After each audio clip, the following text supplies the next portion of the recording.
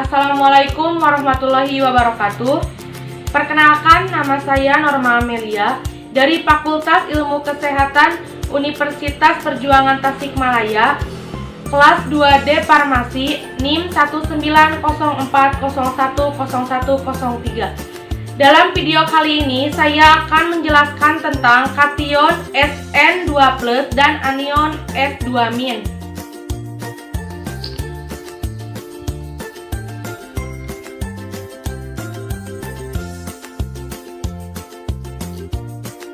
Identifikasi kation Sn2+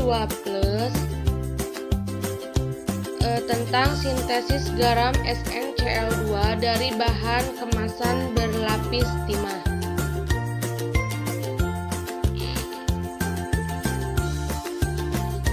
Yang pertama, ada pendahuluan. Timah adalah logam putih perak yang dapat ditempa dan lihat pada suhu biasa, tetapi pada suhu rendah menjadi getas karena berubah menjadi suatu modifikasi alotropi yang berlainan. Logam ini melarut dengan lambat dalam asam klorida encer dan asam sulfat encer dengan membentuk garam-garam timah.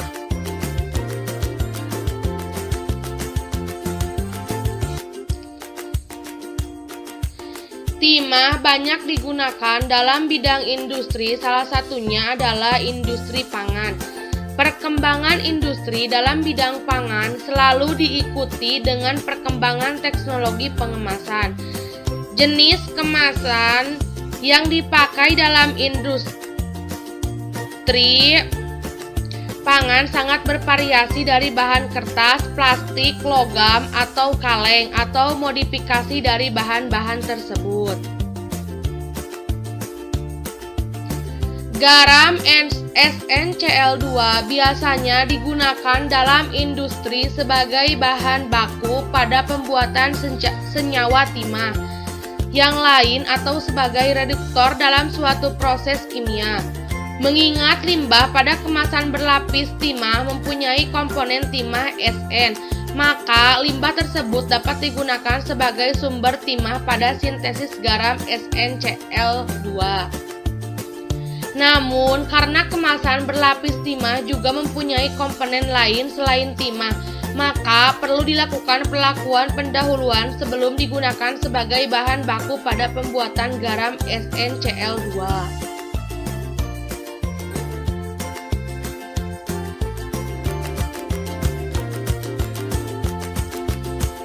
Selanjutnya yaitu ada prosedur. Yang pertama, ada bahan dan alat yang digunakan dalam penelitian kali ini, yaitu ada gelas, set alat uji, titik lele, set magnetik, siter, set potosiometer, muple, furnace, merek Naberterm, set reflux, sintesis garam. Untuk sintesis garam SnCl2 itu terdiri dari 3 tahap ya. Yang pertama ada pengabuan. Bahan kemasan dicuci, dipotong-potong, selanjutnya dipanaskan dalam furnace pada suhu 300 sampai 900 derajat Celcius dengan selang suhu 200 derajat Celcius selama 1 jam. Nah, hasil yang diperoleh berupa abu kemasan. Untuk yang kedua yaitu ada pemisahan oksidasi timah dari campurannya. Pada abu kemasan sebanyak 10 gram didestruksi dengan 15 ml HNCH pekat selama 30 menit. Nah, kemudian ditambah HNO3 berlebihan, diuapkan hingga volume menjadi 5 ml serta ditambahkan 5 ml INOJ 3M dan 25 ml Aquade. Selanjutnya dipanaskan selama 45 menit. Endapan yang terbentuk dicuci dengan HNO3O3M. Panas selanjutnya dikalsinasi pada suhu 900 derajat Celcius. Hasil yang diperoleh digunakan sebagai sampel berikutnya. Untuk yang terakhir yaitu sintesis garam SnCl2. Sampel sebanyak 5 gram ditambah 2,2 ml HCl pekat dan 5 ml Aquades, campur, direpluk sambil diaduk pada suhu 200 derajat Celcius selama 30-150 menit dengan selang waktu 30 menit. Nah, untuk campurannya diencerkan dengan menambahkan HCl encer panas, campur yang panas dipisahkan, filtrat didinginkan hingga terbentuk kristal, selanjutnya dipisahkan.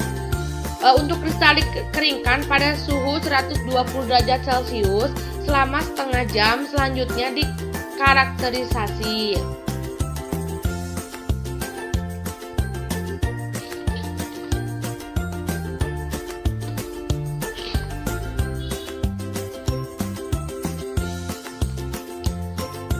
Untuk bahan baku yang digunakan sebagai sumber timah adalah bahan kemasan produk makanan dan minuman yang merupakan kemasan yang lemas.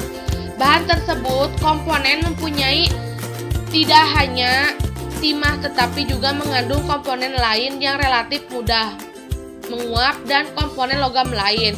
Perlakuan awal pemanasan bertujuan untuk menghilangkan komponen organik seperti plastik yang umumnya digunakan sebagai pelapis. Variasi suhu pemanasan memberikan hasil pembakaran yang berbeda sifat fisiknya.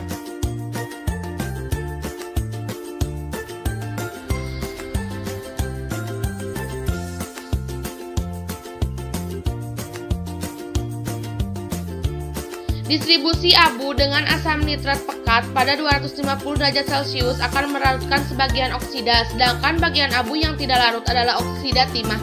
Oksida timah yang ada adalah SNO dan SNO2. Kedua oksidasi ini dapat dipisahkan karena SNO2 lebih bersifat inert sedangkan SNO bersifat amorter, sehingga lebih bersifat reaksi pada oksida SNO yang berperan sebagai sumber timah pada sintesis garam SnCl2. Produk yang diperoleh mempunyai kisaran titik leleh 243 sampai 248 derajat Celcius, sedangkan titik leleh SnCl2 dari referensi adalah 246 derajat Celcius, yang berarti masuk dalam daerah kisaran titik leleh produk. Hal ini mengindikasikan bahwa produk yang diperoleh kemungkinannya cukup tinggi. Penentuan aktivitas produk sebagai reduktor terhadap ion Fe3 ditentukan dengan cara titrasi.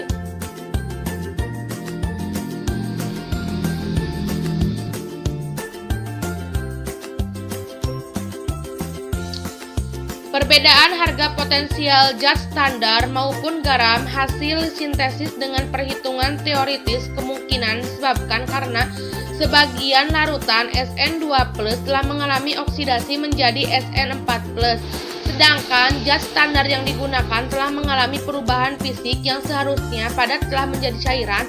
Diduga perubahan tersebut menyebabkan sebagian Sn2 telah teroksidasi menjadi Sn4+.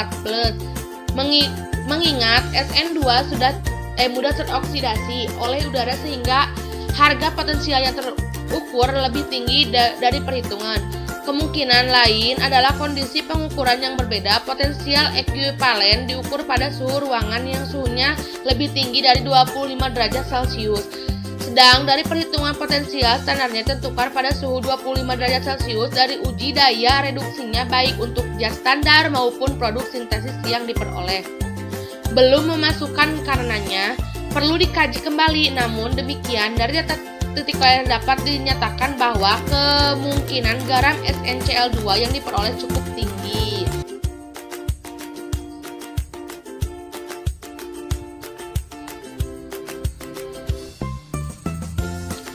Untuk kesimpulan yaitu pada sintesis garam SnCl2, HCl merupakan sumber ion Cl yang lebih baik dibandingkan KCl maupun NaCl. Garam SnCl2 berwarna putih keabu-abuan. Untuk waktu optimum reaksi adalah 120 menit dengan rendemen berturut-turut 69,7, 63,5 dan 60,40%.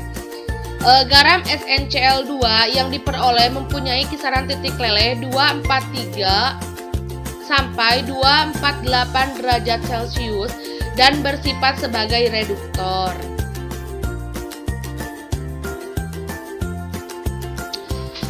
Untuk selanjutnya yaitu identifikasi anion S2-. Terdapat jurnal sintesis arang aktif kulit kacang tanah sebagai adsorben sulfida terinterferensi nitrit.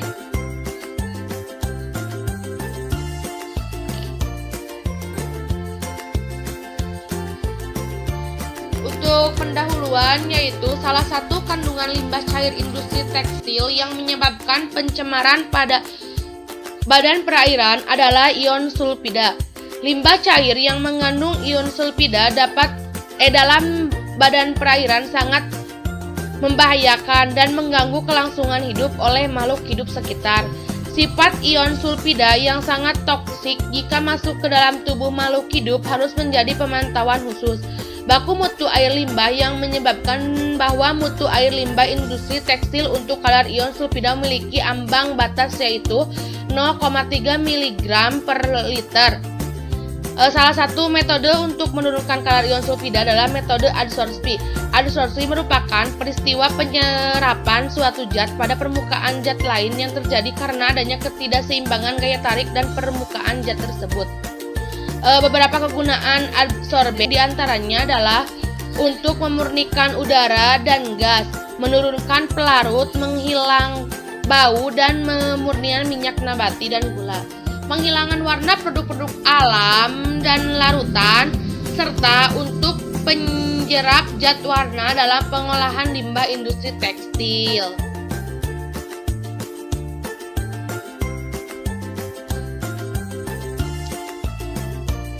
Kulit kacang tanah termasuk limbah biomasa yang dapat dimanfaatkan sebagai adsorben. Jadi, sifat limbah industri tekstil yang heterogen, terdapat banyak spesies ion yang mana dapat mempengaruhi lingkungan sekitar. Menurut penelitian analisis air limbah industri tekstil terdapat beberapa parameter termasuk ion sulfida dan ion nitrit. Maka pada penelitian ini dilakukan inferensi ion nitrit pada saat penjerapan ion sulfida dengan adsorben, sehingga diketahui sejauh mana ion nitrit menjadi pesaing ion sulfida dalam penjerapan ion dengan adsorben.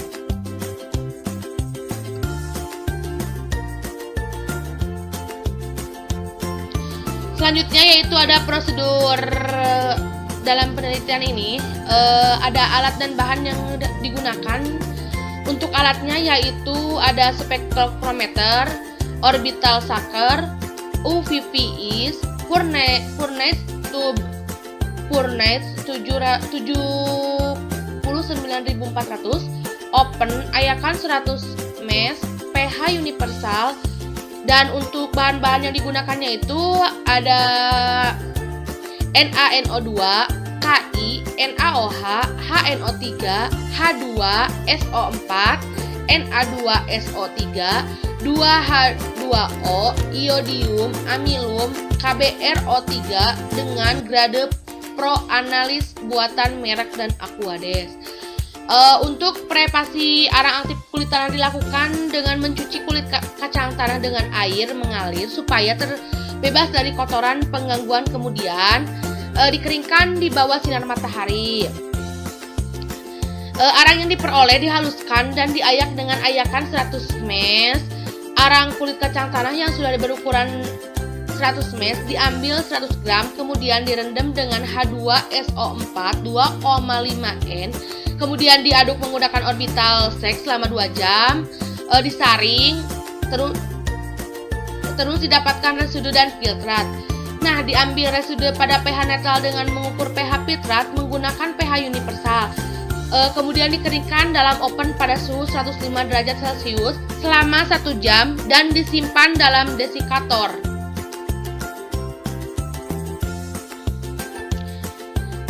Arang aktif ini digunakan untuk menurunkan kadar ion sulfida. Pada penelitian ini dilakukan pH optimum dengan variasi 11, 12, 13, dan 14 Untuk waktu kontaknya yaitu 20, 25, 30, 40, dan 50 menit. Konsentrasi awalnya yaitu 2, 4, 6, 8, 10, dan 15 ppm. Dari optimasi dapat memberikan kapasitas absorpsi optimum berdasarkan jumlah adsorbat yang dapat diserap dan dianalisis dengan spektrofotometer UPPs. Dilakukan juga kajian interferensi ion nitrit dan aplikasi uji limbah kadar sulfida dalam industri tekstil.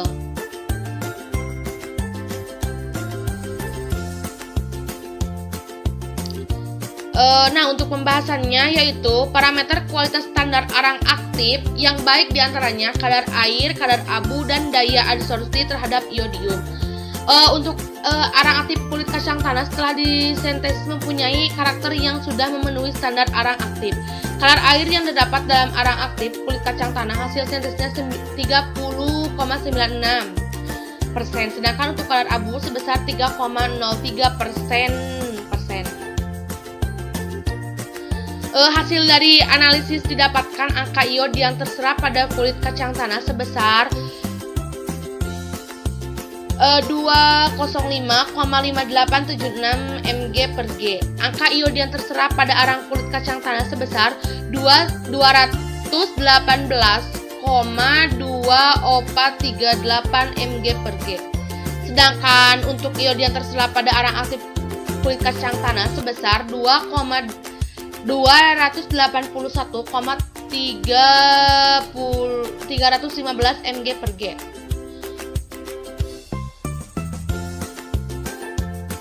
Berarti arang aktif itu mempunyai kemampuan menyerap iodium yang tinggi dan memiliki struktur pori mikro dan mesopori yang banyak.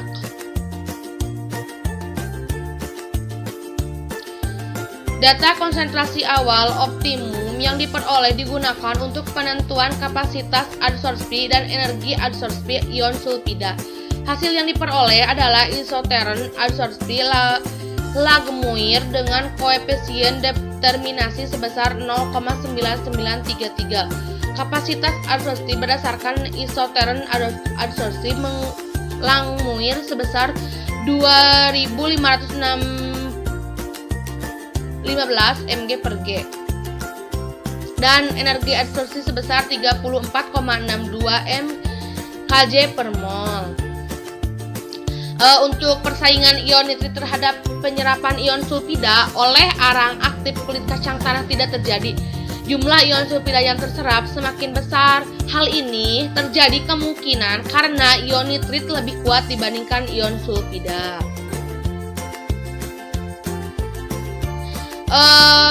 Menurut baku mutu air limbah menyatakan bahwa mutu air limbah industri tekstil untuk kadar sulfida memiliki ambang batas 0,3 ppm, sehingga limbah ini masih belum boleh dibuang atau dialirkan keluar.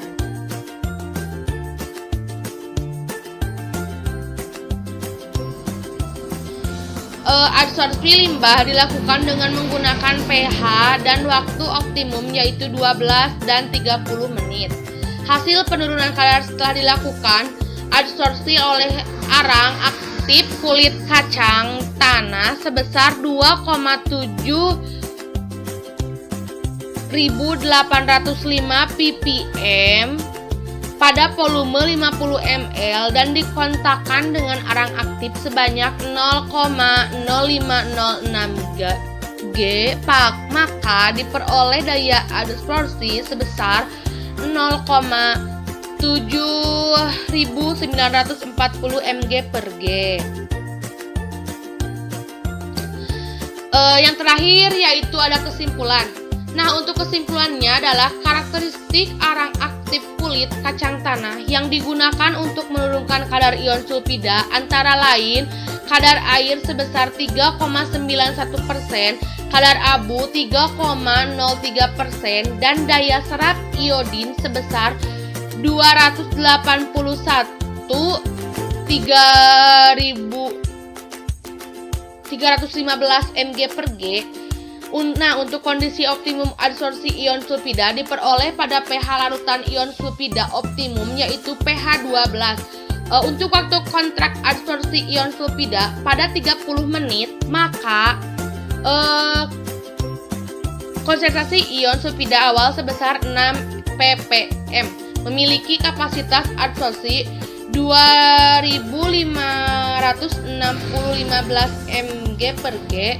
Persamaan isoteron yang memenuhi adalah isoteron adsorpsi Langmuir dengan koefisien determinasi 0,9933 dan energi absorpsi sebesar 34,625 kJ per mol. Nah, tidak ada interferensi ion nitrit dalam proses absorpsi ion sulfida. Kajian limbah tekstil didapatkan daya serap sebesar 0,79045 mg per G.